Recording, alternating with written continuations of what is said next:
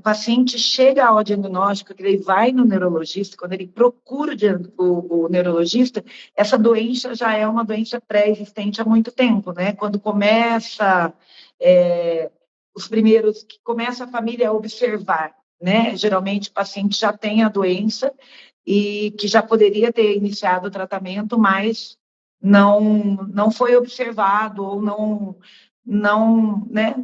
Não é isso, doutora? Isso, exatamente. Acho que é um ponto bem importante da gente falar, Cris, porque é exatamente o que acontece. Quando a doença começa, que começam os sintomas motores da doença, que começa a rigidez, ou o tremor, ou a lentidão de movimento, a gente fala que esse é o marco zero, né? Mas antes disso, até tem uma imagem assim que eu gosto bastante quando eu dou em aula assim de projetar, que é como se fosse essa linha do tempo.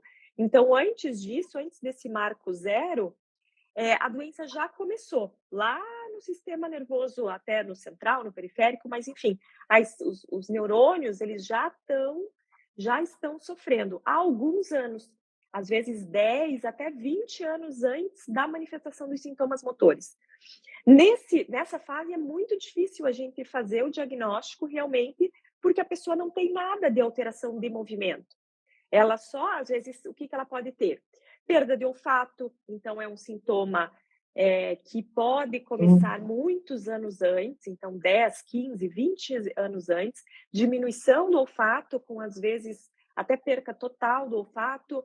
Outra alteração que pode começar antes também, alteração de sono. Então, há aquele distúrbio do sono, que a gente chama, que é o distúrbio comportamental do sono REM. O que é esse distúrbio? Que é característico, né? Muito característico do Parkinson. A pessoa fala à noite, tem o sono agitado, tem muito pesadelo, gesticula, dá soco, pontapé, sabe? Então, né?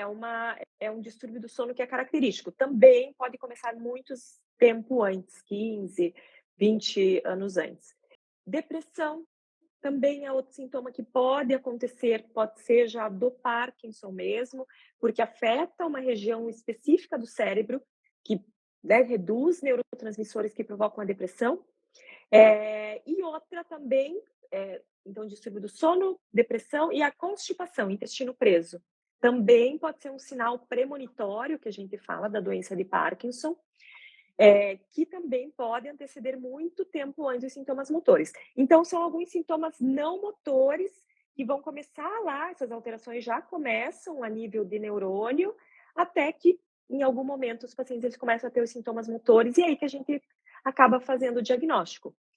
Mas, algumas vezes, mesmo quando começam os sintomas motores, às vezes também tem um atraso no diagnóstico, né? Ou porque não se reconhece de fato que, né, que vamos dizer assim, o paciente é um sintoma que pode estar relacionado ao Parkinson, então, como eu comentei, às vezes a pessoa ela não tem tremor e daí né, as pessoas não relacionam que pode ser Parkinson só pela rigidez, pela lentidão dos movimentos.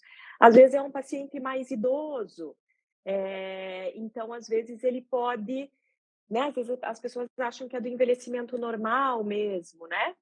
Então, isso tudo pode acontecer.